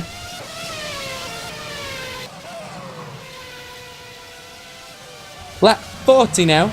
We will run down the order once again just to keep you in the loop of what's going on here as we wait for the end of the race action. The usual lull here towards the middle part of the race. Van Starkenburg is P1. Needs to get that finish to get the points from Martin Gosby in the championship, and he's doing everything he can right now in P1. P2 is Edward Malorki for Twister Racing, trying to catch back up after the mistakes that he's made. He's had some good pace. Mohammed Patel is third for Abuto GP. He is racing for the podium. Peter Burlak is P4, also in the podium fight for Twister though. P5 is Ghost Speed's fight for this podium. Franz Schneider has been ultra quick. Zoltan Suti rounds out the podium fight with Crown 7 Netrex. Dimitri Damasos is 7th for Ghost Speed. 8th is Ollie Lapala. 9th is Ejibola Lowell. 10th is Chris de Jong for Crown 7 Netrex, rounding out the top 10 right now. He'll try and pull back up the order again. Nick Rowland, P11, moving his way back up slowly. Eros Masciuli, haven't talked a lot about him at all. He's having a solid race in 12th though. Alex Diaz is 13th. Rob van Starkenburg is out of the race. Rob van Starkenburg is out of the race. I mean, what? How did that even happen? I gotta take a look at this one. Rob van Starkenburg comes round the corner and disconnect for Rob van Starkenburg. Unbelievable. The luck that he has had. He was leading the race and then all of a sudden a disconnect for the Precision Motors driver and he is out. The leader is gone. Unbelievable. I can't believe it. A disconnect. Wow, that is awful luck. He managed to hold on to his luck at Monaco, but he is out now. And that's going to gift the lead of the race to Edward Malorki as Van Starkenburg gets disconnected on lap 41 of the Nurburgring Grand Prix. And somewhere Martin Gosby, I don't know, is he upset? He can't be upset. He surely has to be a little bit happy that happened. That is bad luck for Rob van Starkenburg. A great drive, and I am going to break all my rules and give driver of the day out before the race is even finished. Yep, I know I'm doing it, and it's going to Rob van Starkenburg. So if that is any consolation at all to help him sleep at night, then I like to think I've done my part. Van Starkenburg, great drive, but he is out of the race. Oh, unbelievable. Edward Malorki leads it. There's always that one thing in the middle of the race where he just lulls you to sleep and then brings you back. And it's usually a big hitter, and there it was again. It hits Van Starkenburg and is out of the race. So now, Patel is in 2nd place, Burlak is in 3rd place, Schneider is in 4th place, Suti's 5th, Pacala is up to 6th. So Pacala and Lowell are having a good race here, and they could end up on the bridge of the top 5 even.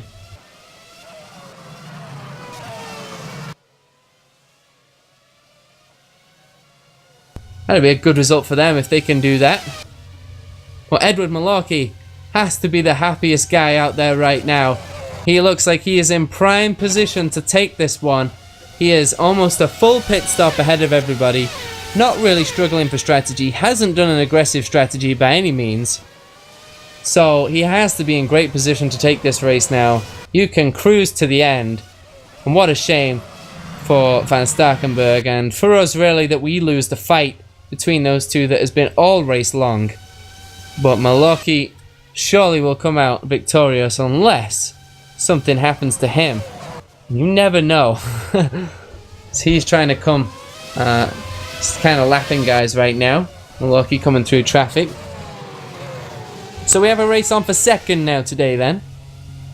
And that will move the points around and into the points paying positions. Danny van der Neet Villapala is now in 15th. So that's, you know, a little consolation for him maybe. I doubt that though. Doubt he's going to go home happy. Battle for 2nd. We will see when guys pit.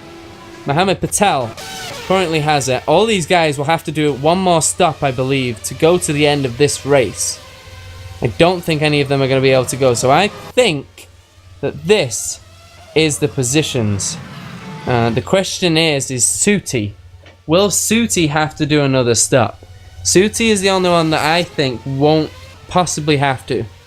So we'll see where they come out regards to Zoltan Suti. Surely he'll take back the place when they pit. He will. And then it's just a question of whether they can catch him and whether he has to pit, because he pitted on lap 37, which would mean a 23 lap stint. Doable. It is doable. Leaders almost did that the first stint with the heavier car, so now you have a lighter car, track more rubbered in, so it is possible, but I don't know if you'll be able to do it. We'll have to keep an eye on it. So the World Series race, round 7 at Nurburgring, throws some shocks out there again. Rob van Starkenburg leading this race the whole time. He drops down out of the race with a disconnect, and it gives Edward Malorky the lead of the race with just over 15 laps to go here at Nurburgring. Peter Burlack second, so Patel has now lost the place to Burlack. We missed that one, apologies, I missed that one. So Burlack is now in second place, and he pitted on lap... he pitted way earlier though. He's gonna have to come in again because he pitted lap 23. So I'm not sure doing a 37 lap stint there for Burlack. So surely that didn't create too much of a fight. Obviously between the Obuto teammates, obviously different teams in a team there, but all for the same guy. So Obuto Racing and Twister Obuto, they flip those positions around as they probably have to pit Burlack again, and Patel probably doesn't have to. Oh, sorry, Patel probably does have to pit again. Yeah, so yeah, it was a pass for position. My apologies. That was a pass for position because Patel also pitted on lap 22. So Burlack is in prime position now to take second place. It's between him and Suti right now, I believe. Just make sure Schneider's not playing us all for a fool when he pitted. Yeah, because he pitted lap 34, so he also could go to the end, but it's going to be tight. So it looks like you have two guys out there to sum it all up, as we have another fight going on circuit. We are changing the order, must be due to the pit stops. Yeah, Ollie Pakala pitted, so he's good to go to the end then for Haxball. So he is in prime position for a top 10 finish because he won't lose any positions by doing another stop. So he only way is up for him. So yeah, so it looks like Burlack and Patel are going to have to stop again. And Schneider and Suti might have to stop again. Might not. We'll have to see. Because if they don't, then they are surely, well, they will be in prime position unless Burlack and Patel can put in some flyers that they won't be able to catch back up in order to take that place. So it looks to me like the fight is between a 2 and a 2, so...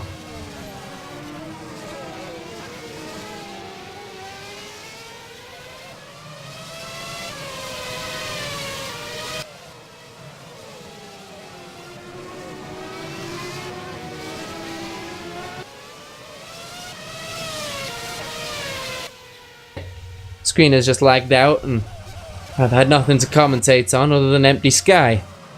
He's still in second though. Worry's over. Tal hasn't fallen behind too much by any means. Still kind of hanging on to the back of him. He's gonna probably have to make a pass though on Burlack to beat him here today. Schneider and Suti. Suti is close to Schneider. These two are fighting each other as well. If they can go to the end. If not, they're not really gonna challenge too much for the place. Masculi is into the pits. He's dropped down the order now. He'll go to the end of the race then, Eras Masculi. P15 in the points positions. Only way is up for him as well now. Comes out in clear air. So a rundown of the list coming up with 12-13 laps to go. Edward Malorky leads this race. After Rob van Starkenburg's disconnect, Thomas Mundy, has left the race. We missed that one too. he is out of the race. I'll just check on that one. We'll come back to the order on the reason for that. Apparently it was an engine failure for Monday.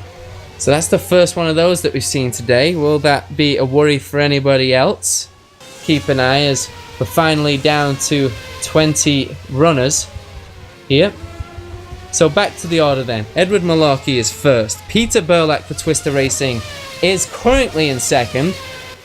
We predict that they're going to have to stop again unless they're going to the end and going to really protect those tyres, in which case they'll surely be sitting ducks at the end of the race.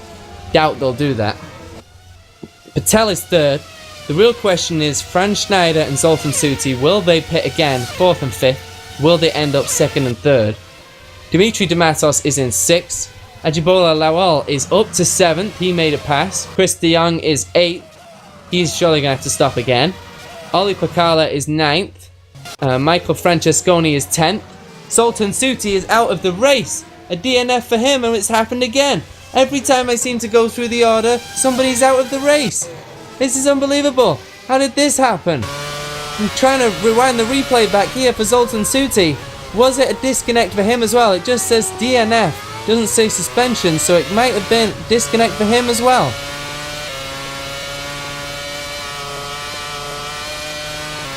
It was another disconnect, the second here today. And Suti now it hits, and he is out. Wow. This is disconnecting, but it's disconnecting the major runners too. Suti is out, so we now, surely, one of Burlak or Patel at least will be on the podium. Schneider, the question is he going to stop again, in which case he'll surely come fourth?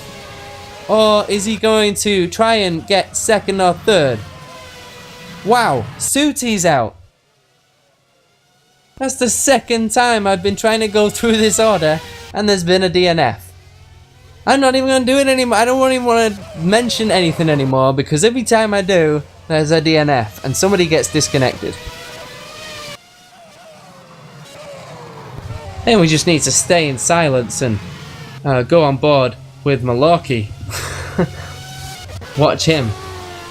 There's a lot of lag out there though on the replay. Trying to watch this one back sometimes, like Malarkey's car, for me anyway, just seems to disappear sometimes.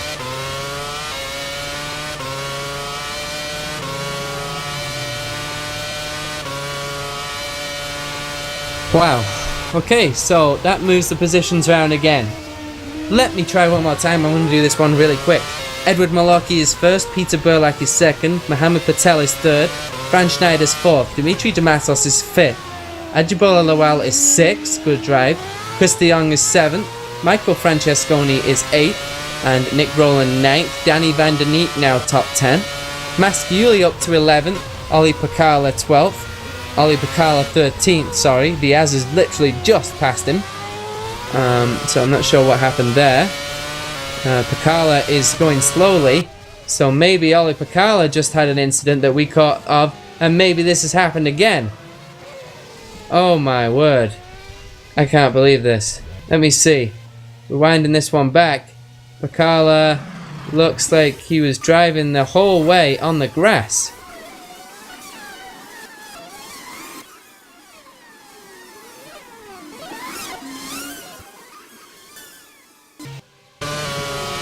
Yeah, Pakala with a huge incident into turn one with a huge crash.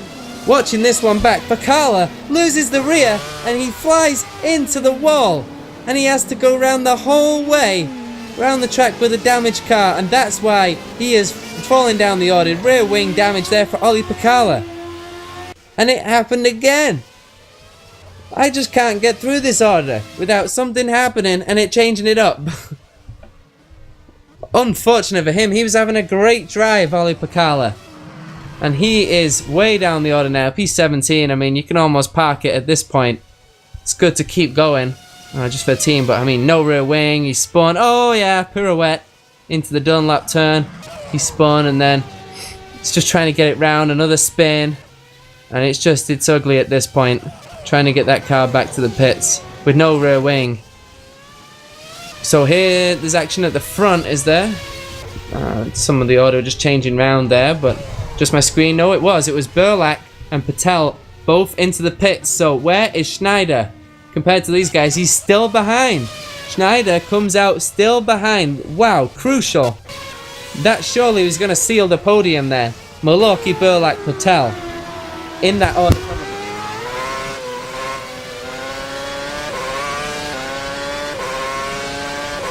So Schneider now, he pretty much is going to sit for the place. He must, did he decide to pit in the end? He did. So that is why he couldn't get it done, as he decided to pit too. So that makes sense. So this is a race. It's not all over yet. This is a race. Schneider, Patel, Burlak, with 10 laps to go, round 7 of the World Series here at Nurburgring. We have a fight for the podium, a fight for second. Looks like Malorky is going to have enough to take this one, as he came in to pit a few laps ago. I believe. No, he did not pit a few laps ago. He's still running round. He actually hasn't pitted for a long time, Edward Malorky. Oh no, he did pit. Yeah, he pitted last lap. Okay, good. Just my thing hadn't updated yet. I thought, how is that possible? I thought I'd almost blown this race again. But yeah, Malorky in control. A little scared there, but nothing more. So we've got Coleridge and Rodriguez kind of moving up and down the order here. Francesconi is out. He has crashed, is he? He is on fire. So yeah, he is out of the race. So we've lost another one. Francesconi was sat off the track there, and he is out of the race. So he falls. Another guy in the top 15 falls, and this one is due to a fire. So I'm assuming that can only mean one thing, which is the engine is gone. You don't just internally combust for no reason.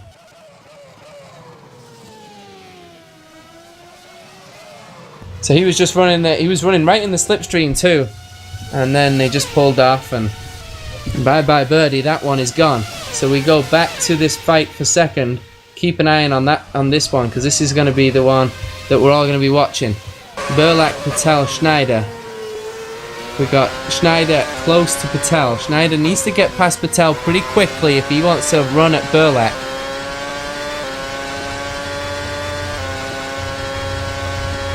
And here we go. So with 9 laps to go, this is the fight we're going to be watching pretty much to the end. There is a couple fights going on down the order between Chris de Jong and Lowell, so we'll keep an eye on that one too. Is Chris de Jong on the better tyres, is he? Or is he on the worst tyres? I don't know with de Jong, because no, yeah, he pitted a few laps ago. So de Jong is going to be coming up the order rather than down the order. Roland is up to 8th. Having a nice drive. Chris de Jong, will he get the pass on Lowell this time round? He won't. Gap still 1.1 between Patel and Schneider. Watching this de Jong fight. I'm assuming this one is going to happen before the other ones. So we'll see whether Chris de Jong can get past a great drive from Ajibola Lowell. And Masculi is another guy out of the race, dropping like flies. Is this another engine, or is this is an accident this time for Eros Masculi? So he falls out of the race. So there's some guys now who are going to start getting points, as we are down to 16 runners, sorry. Falling like flies. Went a long time without some DNFs, but now big names are out, as well as other guys who are having issues. De Jong still has not made the pass on Lowell. He's second or so behind.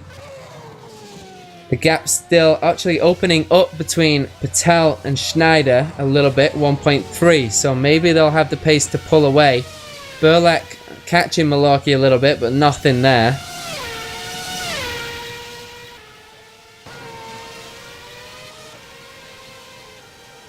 Roland in P8, having a nice drive.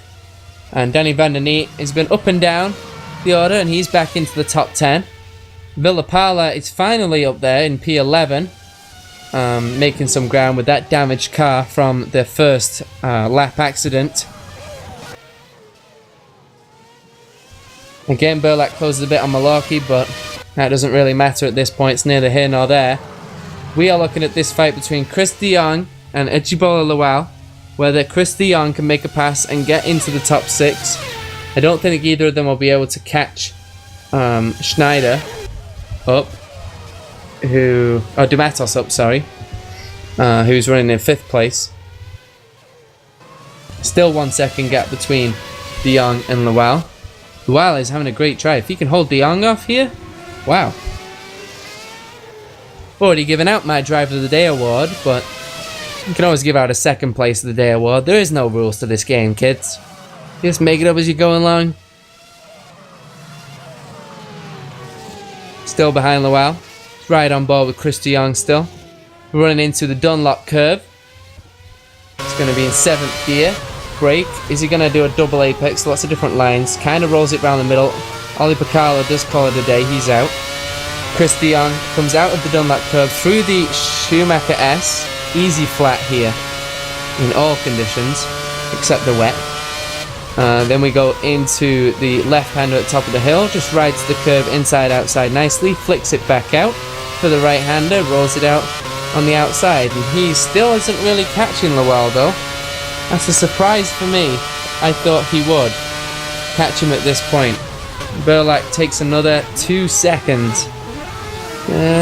Take another second out a lap. If he can really start to push, he might make it interesting, but I'm sure Milwaukee's just cruising here. Don't think you'll have any issue with saving anything at this point. Probably just trying to make sure his engine doesn't fail, things like that, because we've seen a lot of failures out there, so you don't want that happening when you're leading a race. 8/10 the gap between. De Jong made the pass on Lawal. I took my eyes off it for a split second and he made the pass. Typical.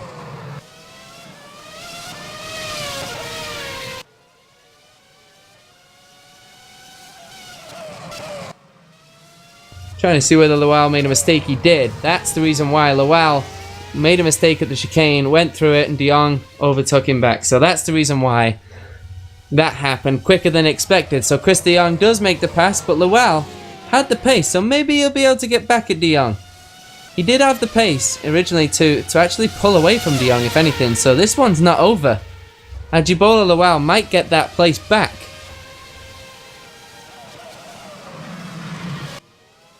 Five laps to go here at Nurburgring. Ajibola Lawal, for precision yellow, is trying to repass Chris de Jong after a mistake. He'll get a slipstream here going into the NGK chicane. Looks like he has great straight line speed, Lawal too. Closes right in on him, but sideways a little bit through that chicane. That car is loose through there. De Jong locks up. Lawal back to the outside, so it won't get done this time around. This is the fight. Rundown of the order then quickly with a few laps to go. Milwaukee, Burlak, Patel, Schneider, Dematos, de Jong. Then we have Lawal 7th, 8th Roland, 9th Danny Van Der Neat, 10th Alex Diaz. Villapala is up to 11th. He is right behind Alex Diaz. There's a good fight going on here. Lapala, he's just lost his wing, is he? He's off the track. He's stuck on the curb, sorry. He hit Alex Diaz. No, he didn't. He just lost it going into the chicane. I'm just like a second late today on some of these things. I look over and all of a sudden Lapala's gone, spun round, so that fight's over. So that's not going to happen anymore. And once again, I'm trying to run down the order and I can't. Sounds about right for the day. One of those days. Gap is 10.8 between Milwaukee and Burlak. Milwaukee cruising here to the end.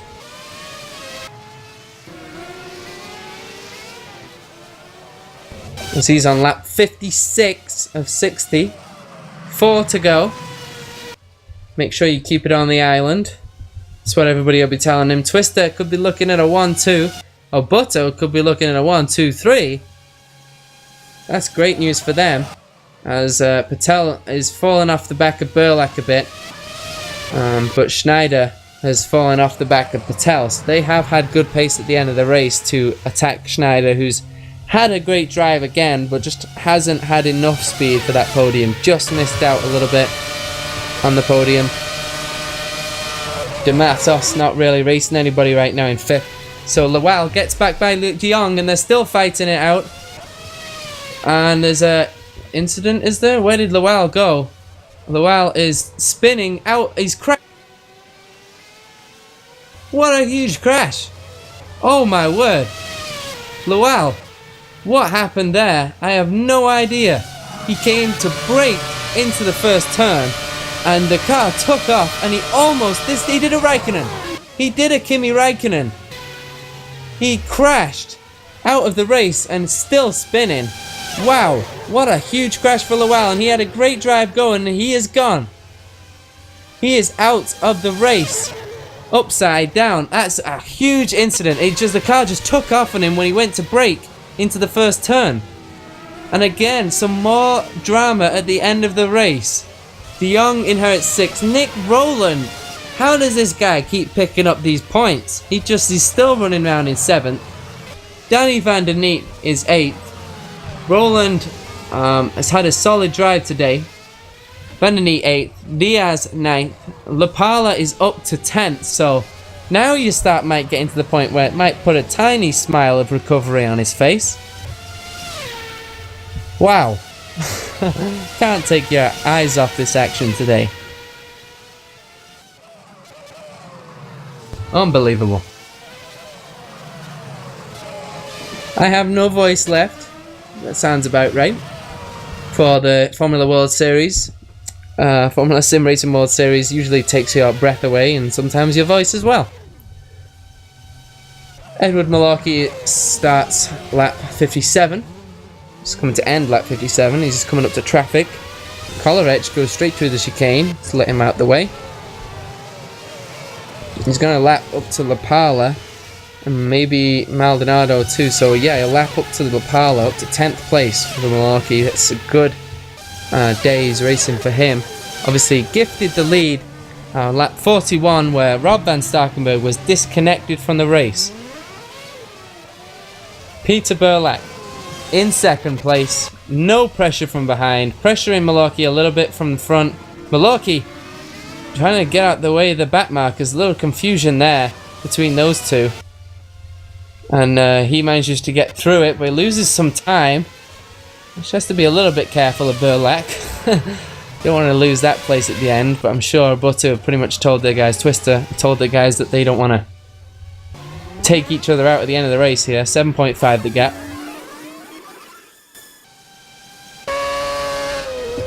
Patel, solid race as we said for him.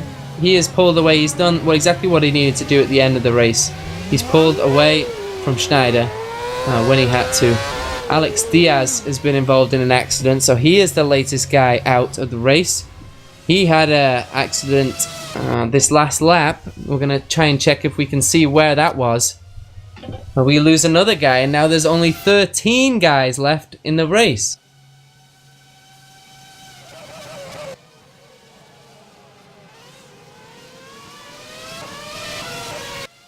Continue to drop like flies here at Nürburgring. 13 guys left. Started 25. 12 guys, only half the field left remaining in the World Series. As we go to 2 laps to go for Edward Malaki. Crosses the start-finish line into turn 1. Round turn 2. Not really too much action going on in the field. Let's just check out here between Coleridge and Lapala.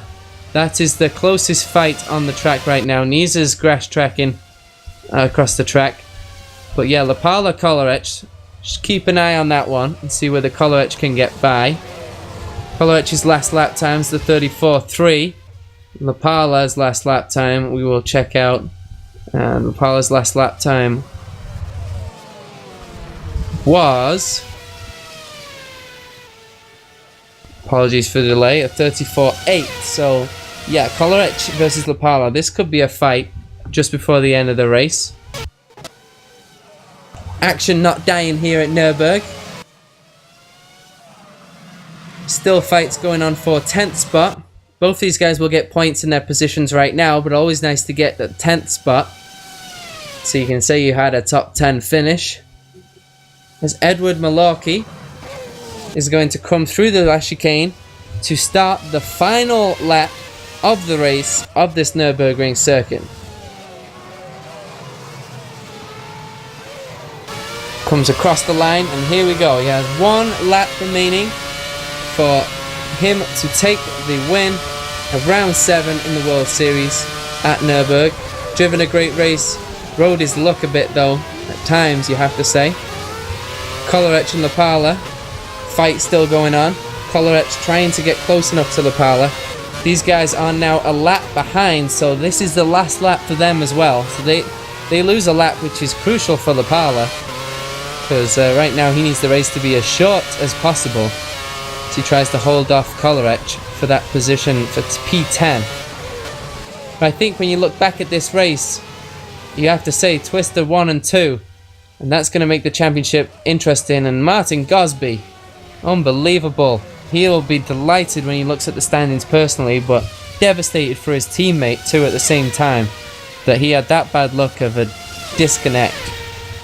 You never like to see your championship contenders disconnected. If they crash, that's one thing, but if they disconnect, you know, it's not that it's completely out of your control, but it definitely is more in the hands of technology. Lapala spun! Lapala spins on the last lap! Lapala goes! I was watching on board with Kolarec, and Lapala has spun! Lapala's spun it round. Malok, he's going to come through the last chicane. Lapala get it going. He's out! Lapala's out with an engine failure. His engine went with only a few corners to go. Unbelievable finish! Milwaukee's going to come through to take the win round 7 at Nurburgring. He celebrates across the line. Edward Milwaukee wins at Nurburgring. Second is Peter Burlak. Third place is going to be Mohammed Patel. He's going to come through for a Butto GP. And Franz Schneider will come in 4th place for Go Speed, and he is delighted. You can see ecstatic with that one. Dimitri Dematos is also Go Speed. He's going to come through and take 5th place if he gets round the last corner. Nothing for granted right now. Lapala, oh my word, how did that happen? Engine failure on the last lap. Dematos 5th. Chris de Jong is going to come through for what might be 6th. Unbelievable. We will not even count our chickens before these finish the line here. This has just been a cursed race. Less than half are finished. And it's Nurburgring. It's not like it's Monaco. Oh, wow. Chris de Jong will come through then to claim 6th place. Nick Rollin Roland is going to roll his way round to P7. Keep rolling, rolling, rolling, rolling. And P8, Danny van der Neet. Antonio Kolarec will get 9th because Lapalo is out, which moves Adrian Rodriguez to a top 10 finish. Luka Oslakovic to 11. Santiago Niza into 12. He is the last finisher of the Nürburgring Grand Prix. Then we have Villapala 13th, last lap, engine failure. Francisco Maldonado 14th, Alex Diaz 15th, Ajibola Lawal 16th with a huge accident. 17th, Michael Francesconi. 18th is Eros Masciuli. 19th is Oli Pakala. 20th is Zoltan Suti with a disconnect. 21, Thomas Mundy, faster than speed. 22, Rob van Starkenberg with a disconnect. Wow. Todd Vasilev, 23. 24, Gennaro Celiento. And rounding out, Armando Mora. Finished 6 laps, P25. Wow. What a race at Nürburgring. Drive of the day was decided lap 41. Was given to Van Starkenberg. Didn't make any mistakes. Got disconnected. Even the winner, Malocki, today can feel his luck a little bit. Had the pace today, but need that consistent. Peter Burlak, though, good recovery drive from him. Good drive, have to say. As soon as I took my money away from him, he started to drive well and recover from his bad start. So a great drive, P2. And Patel with a solid drive again in P3. Everything kind of coming together for those guys. So a great outing for Obuto in general here for the World Series. And we will go on to the World Championship race tomorrow. That will be seen at your local times on FSR. So look out for that one, as Bonahuiz will try and win. He won here last year, I believe. So he'll try and win here and fix Precision here. They'll be devastated after today. that Gosby didn't make it. And Roland is the highest finisher in P7 for precision. And Roland had a good drive, but you did not expect P7 to be the highest position finisher for precision. It was Twister's day though here at Nurburgring, as they take a 1 and 2 here for round 7 of the World Series. I have been Matthew Hartley. It has been great to broadcast this crazy race today. Great action. We will look forward to seeing you tomorrow for the World Championship race. And I will say goodbye for now, and I'll see you next time. So have a good night. Thanks for watching. Goodbye.